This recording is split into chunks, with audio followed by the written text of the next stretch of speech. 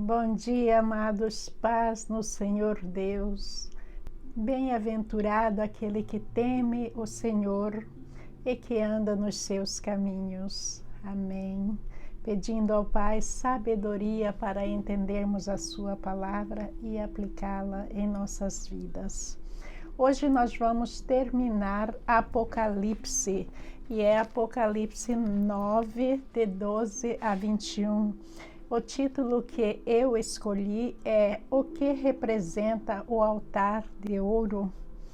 Então, João vai começar novamente, nós já falamos sobre esse altar de ouro, mas João vai começar novamente nos descrevendo esse altar de ouro, se vocês se lembram no passado. E ele vai dizer que o sexto anjo tocou a sua trombeta e que ele ouviu uma voz que vinha das pontas do altar de ouro que está diante de Deus.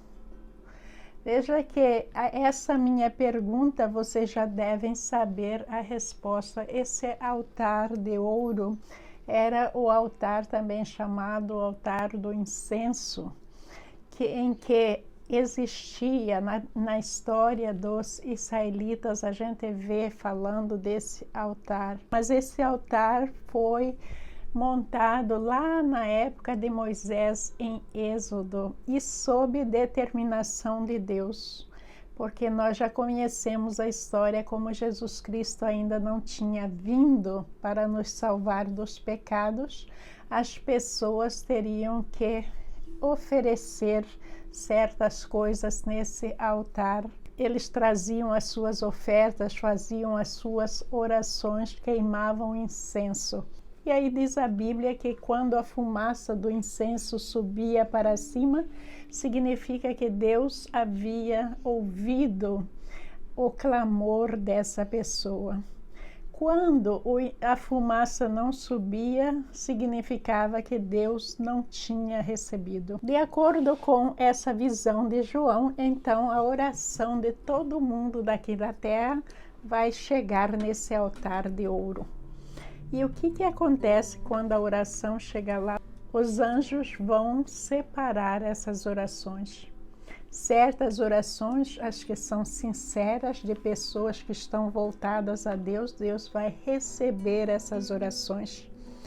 Mas as orações, por exemplo, as orações idólatras, as orações pecaminosas, elas vão ficar ali nesse altar, por isso que tem o símbolo dos chifres ali nesse altar, porque ele é um altar também de julgamento. E nós vimos num dos vídeos passados que os anjos jogam essas orações de volta para a terra em forma de julgamento. Por quê? Porque elas não foram aceitas para Deus e são orações pecaminosas, as quais Deus não aceita. Lendo para vocês a ordem de Deus para se construir esse altar aqui na terra. Construa um altar de madeira de acácia para queimar incenso. Faça-o quadrado com 45 centímetros do lado e 90 centímetros de alturas, com pontas em forma de chifre, nos cantos entalhados da mesma peça de madeira que o altar. Êxodo 30, 1 e 2. Revista o topo, os lados e as pontas do altar com ouro puro e coloque uma moldura de ouro ao seu redor. Êxodo 30, versículo 3. Antes que eu fale toda a história, vamos primeiro, gente, à palavra de Deus, porque é importante a gente ver a sequência. Depois eu voltarei com as explicações. Leitura de Apocalipse, capítulo 9, versículos de 12 a 21. O primeiro ai passou, 2 outros ais ainda virão. O sexto anjo tocou a sua trombeta. Eu ouvi uma voz que vinha das pontas do altar de ouro que está diante de Deus. Ela disse ao sexto anjo que tinha a trombeta: solte os 4 anjos que estão amarrados junto ao grande rio Eufrates. Os 4 anjos que estavam preparados para aquela hora, dia, mês e ano, foram soltos para matar 1/3 da humanidade. O número dos cavaleiros que compunham os exércitos era de 200 milhões.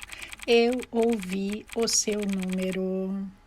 Os cavalos e os cavaleiros que vi em minha visão tinham este aspecto. As suas couraças eram vermelhas como fogo, azuis como jacinto e amarelas como enxofre. A cabeça dos cavalos parecia a cabeça de um leão, e da boca lançavam fogo, fumaça e enxofre. 1/3 da humanidade foi morto pelas 3 pragas do fogo, fumaça e enxofre que saíram da boca dos cavalos. O poder dos cavalos estava na boca e na cauda, pois a cauda deles era como cobra. Com a cabeça feriam as pessoas. O restante da humanidade que não morreu por essas pragas, nem assim se arrependeu das obras das suas mãos. Eles não pararam de adorar os demônios e os ídolos de ouro, prata, bronze, pedra e madeira, ídolos que não podem ver, nem ouvir, nem andar. Também não se arrependeram dos seus assassinatos, das suas feitiçarias, da sua imoralidade sexual e dos seus roubos.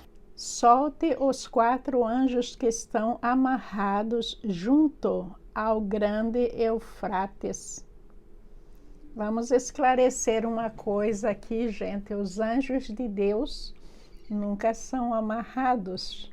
Os anjos de Deus, eles são totalmente livres.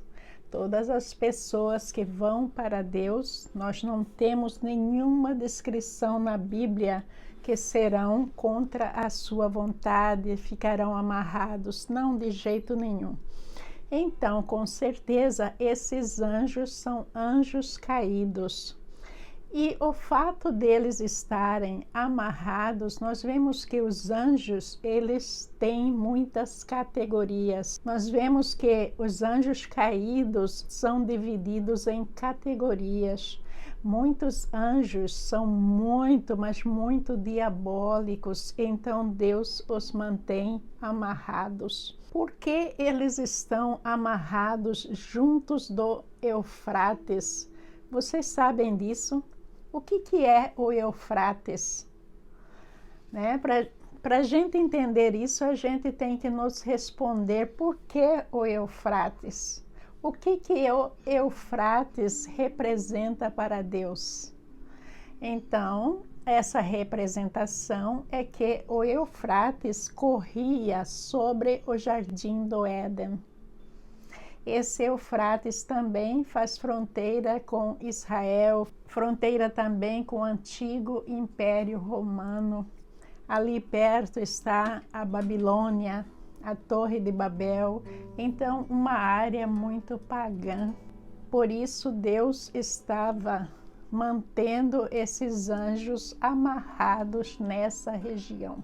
Por causa do Eufrates estar correndo sobre o Jardim do Éden, o Jardim do Éden também está ligado com o primeiro pecado praticado neste mundo. E a partir do primeiro pecado, toda essa área se contaminou e muitos outros pecados foram cometidos. Nós vimos ali também o primeiro assassinato que aconteceu em seguida.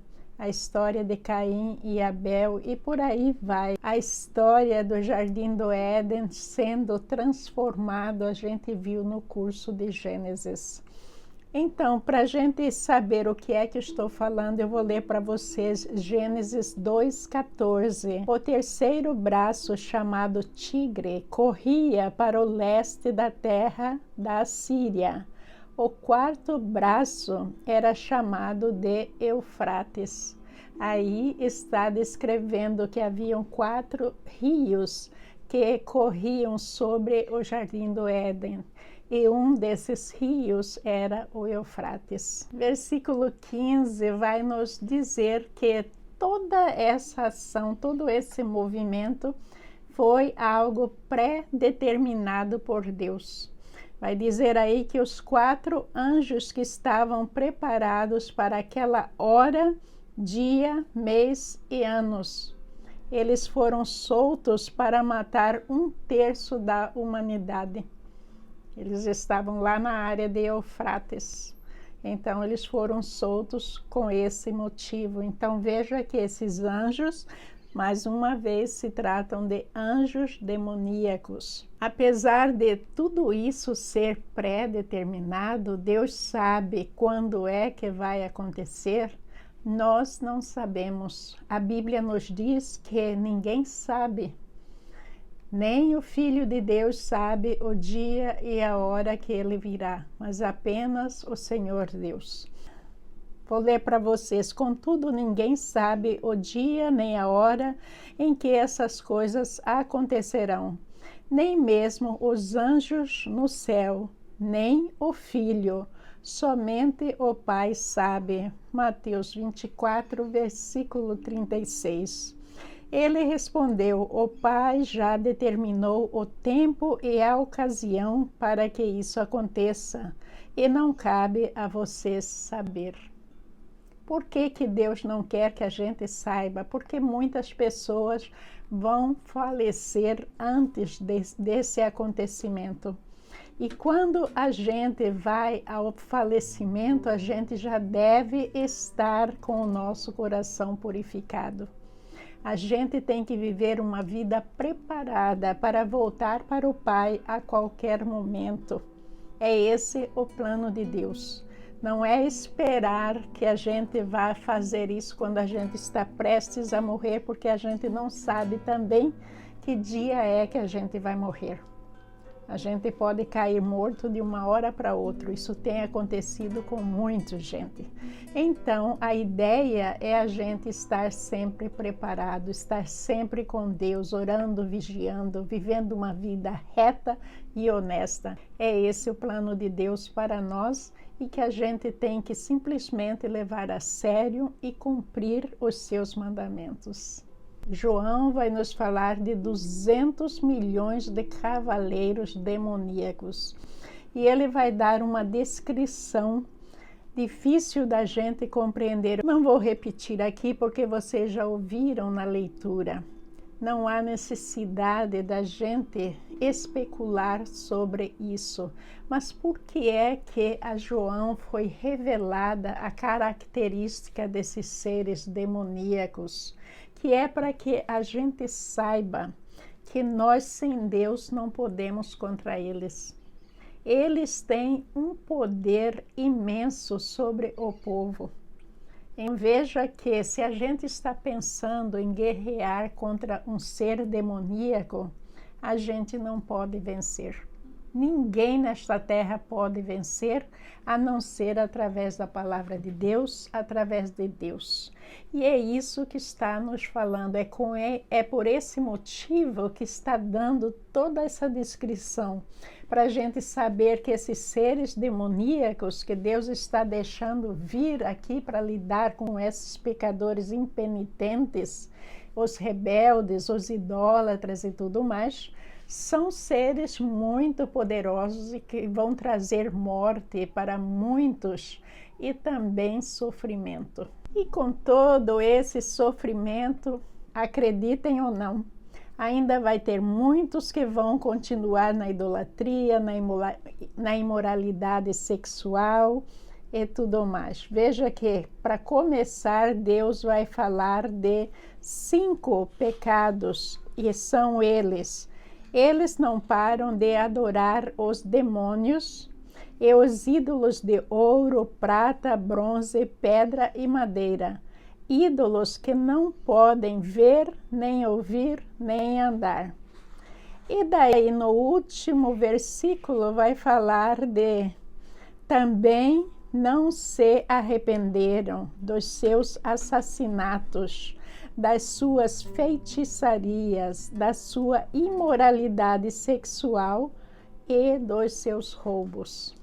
O problema sério por trás dos ídolos, que Deus não quer de maneira nenhuma que as pessoas adorem ídolos. Vocês sabem o que é? Porque existe a personificação de Satanás através dos ídolos. Isso é muito sério. E é por isso que as pessoas que adoram ídolos, elas são 100% convencidas de que estão corretas e é muito difícil de deixar. Por quê? Porque existe a influência satânica dizendo para elas que elas estão certas. A influência satânica domina as pessoas e tira as pessoas do poder de Deus. É por isso que Deus não quer de maneira nenhuma, porque Deus quer salvar as pessoas. Então, a gente, para sair de tudo isso, é cumprir o mandamento da lei de Deus, que é amar a Deus, a Ele, acima de todas as coisas. Vamos parar de inventar coisas que o ser humano está nos colocando, porque ali tem o dedinho de Satanás. Sou eu inventando isso? Não, deixa eu ler para vocês o que é que está escrito aqui, o que é que Paulo está nos dizendo sobre isso. De maneira nenhuma estou dizendo que esses sacrifícios são oferecidos a demônios e não a Deus. E não quero que vocês tenham parte com demônios. Vocês não podem beber do cálice do Senhor e também do cálice dos demônios. Não podem participar da mesa do Senhor e também da mesa de demônios. 1 Coríntios 10, versículos 20 e 21.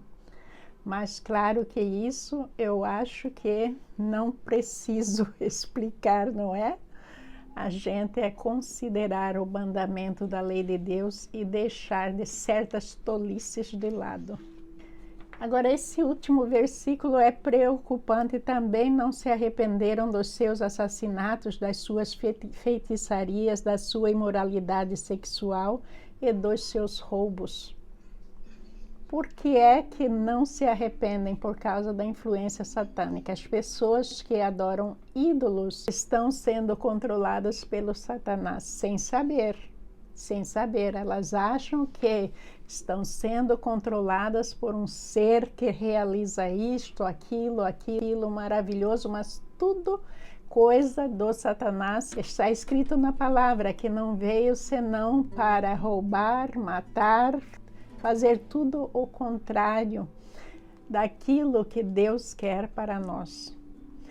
Mas veja que a pessoa que está em religiões que praticam certas coisas, certas oferendas para deuses, deusa disto, da Iemanjá, preto velhos, muitas coisas a gente vê no Brasil.